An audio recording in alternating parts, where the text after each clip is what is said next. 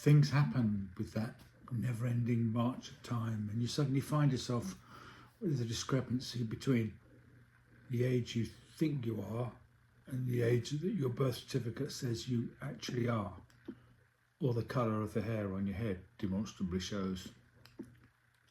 But you know, all that doesn't matter. I'm at the age that my great-grandfather was when he died. I'm 8 years older than my great-great-grandfather was when he died.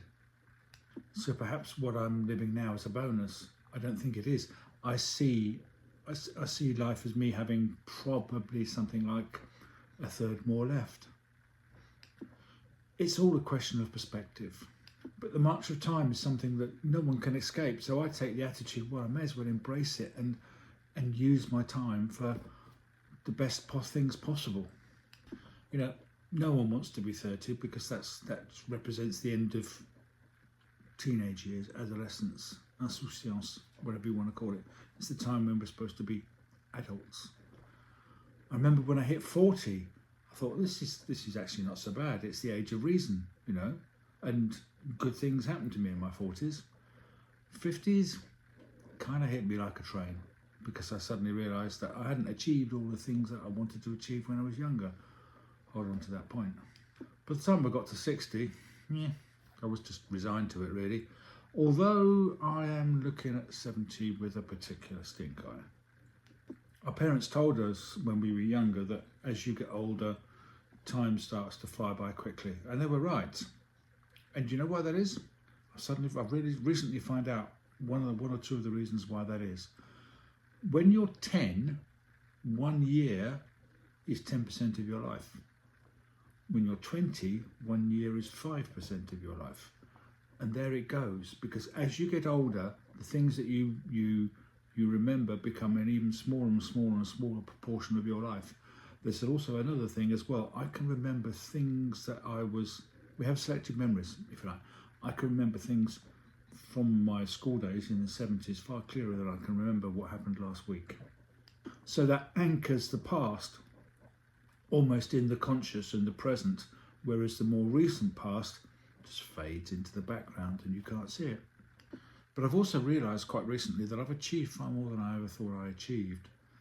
When I was in my 20s, early 20s, I wanted to be a history professor. I wanted to do a doctorate and everything, and I wanted to go into my ivory tower and study 17th century millenarians. For various reasons, that never worked out. And for a long time, I suffered. I took that failure as a rejection. I saw myself at the age I am now, surrounded by my ivory tower and my books and my papers. There were no computers in the vision I had at the time because I couldn't conceive of what modern computers actually are. But I carried the disappointment for the best part of 40 years afterwards of not achieving that.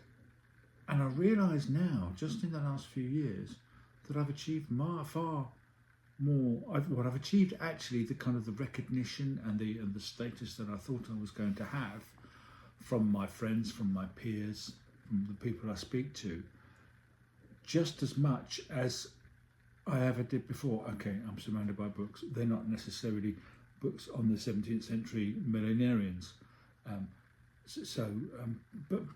But the effect is the same. It took me a long time to realise this. I thought I'd done nothing special in my life, but that's not true.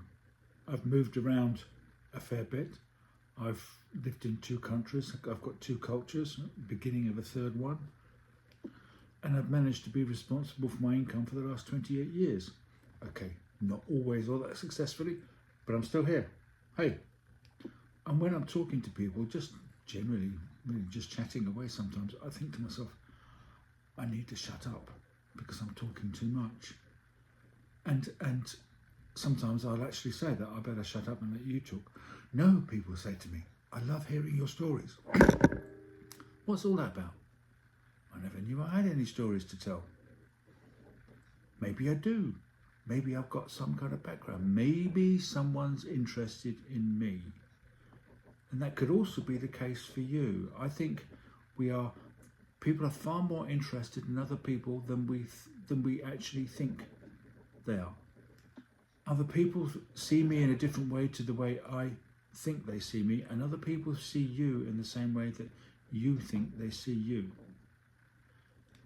That's certainly something to think about. So if you've got any thoughts, let me know in those old comments below, and I'd love you to actually kind of sit and like, and as they say, all the YouTube stuff, like, subscribe, hit the bell, and all that stuff, and I'll see you another time.